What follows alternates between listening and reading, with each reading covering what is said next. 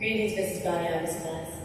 Thanks for joining me aboard Flight 202 from Ellsworth today. I'm getting ready to take off in a few minutes, but I'll be available to you via satellite until I get ready to touch down at 1100 hours.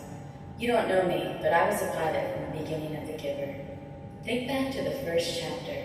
Jonas is describing the fear he feels when an unidentified aircraft flies over the community twice. I was in that sleep jet. I caused the fear that created the lockdown, and the chief elder made up a story about a pilot in training that made a mistake and would be released. But that wasn't the truth. I was the pilot, looking for a community I'd only heard whispered about in my travels, and I found it. Mrs. Baniaga wants me to share some of those experiences with you, but she's requested that I introduce your activity first.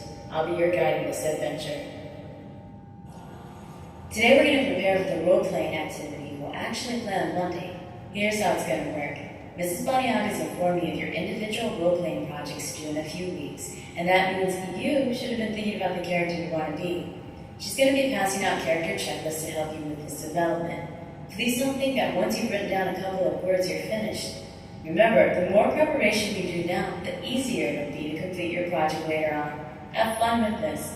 Spend some time this weekend thinking about your role, and on Monday, you're welcome to bring in props that represent your characters. For example, you may want to bring in a hat, or you may even want to consider bringing in a fishing pole as a prop. Remember to make sure, however, that the prop matches your character. For example, I don't want to use this cowboy hat because there's not a cowboy in the book. So now that you're all thinking about your individual characters, Mrs. Baniaga wanted to give you some practice while working with each other on a fun activity. After you're broken up into groups, each group will create a scene or a memory from the book to perform for the class on Monday. We want to see this through the perspective of each of your characters. This performance will be live, and you're going to be given the rest of the class time to develop the scenario you'll create for us. You can use the scene from the book, such as the Ceremony of 12 or the evening ritual telling of feelings. Think about some things such as wearing front-button jackets, like my own. Remember, it's a sign of independence in the community for sevens. Or you can have everyone bringing their comfort objects. Jonas wasn't there.